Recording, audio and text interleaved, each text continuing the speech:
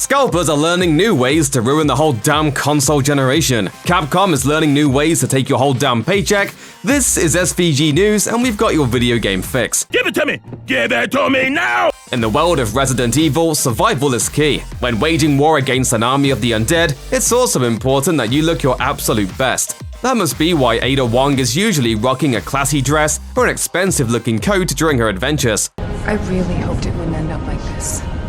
So that's all this was? I was just some pawn to you?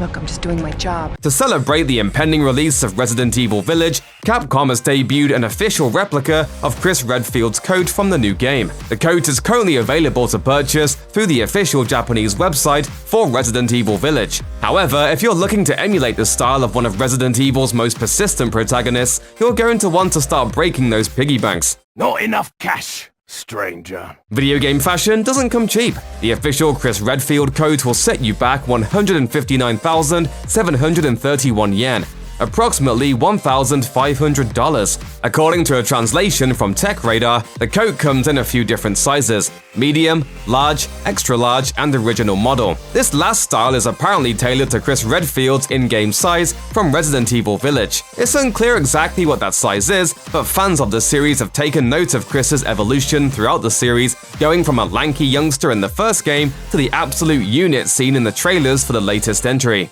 Chris? Sorry, Ethan.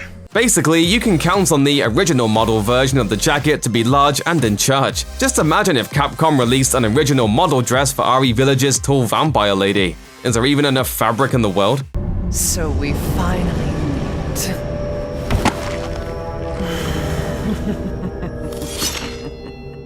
The coat is also available as part of the Resident Evil Village Complete Set Collector's Edition, currently available for pre-order in Japan. This release of the game comes with the game and a whole host of other geeky goodies, including a steelbook case for the game itself, an art book, and a statue of Chris Redfield, rocking his big bad buttonless coat, naturally. This collector's set will cost you an even bigger chunk of change, 192,500 yen, which comes out to around $1,800. The Chris Redfield Resident Evil Village coat is the latest piece of expensive Capcom fashion to hit the market. Last week, a replica of Claire Redfield's jacket from the Resident Evil 2 remake popped up. At the time, it seemed like the jacket was a bit too pricey, ringing up at a cool $450. Now Claire's jacket seems almost reasonably priced when compared to her big brother's coat. I'm expensive! It is incredibly difficult for gamers to get their hands on a PlayStation 5 right now.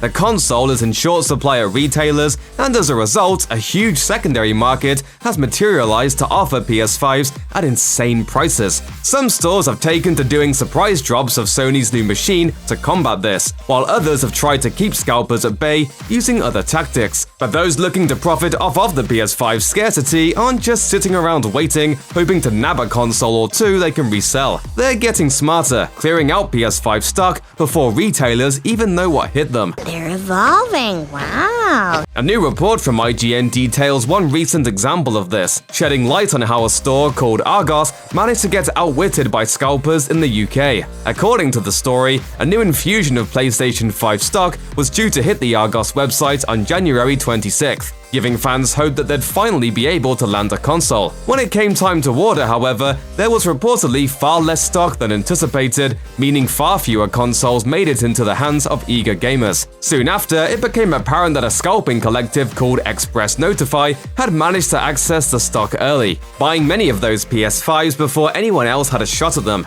That's not fair. That's not fair. There was time now.